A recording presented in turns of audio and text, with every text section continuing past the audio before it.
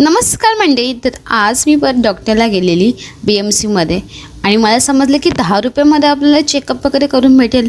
आणि मी 10 रुपयात चेकअप वगैरे केलं आणि मला रिपोर्टमुळे सांगितलेलं की मला थायरॉईड खूप जास्त झालेलं होतं.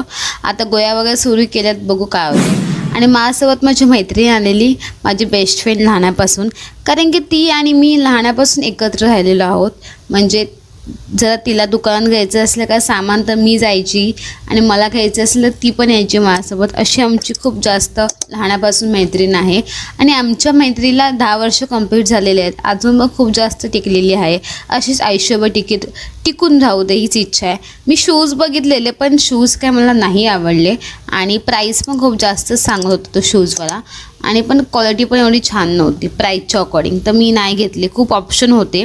नंतरला मला क्रेविंग झालेलं काय म्हणजे कडिंगड मला खूप जास्त आवडतं, कारण की मी त्याची खूप जास्त प्रेमी आहे. म्हणजे तुम्ही मला कधी पण कडिंग खायला द्या तरी पण म्हणजे पोटामध्ये जागा असेल. मी कडिंग खायला ऑन द स्पॉट रेडी असेल.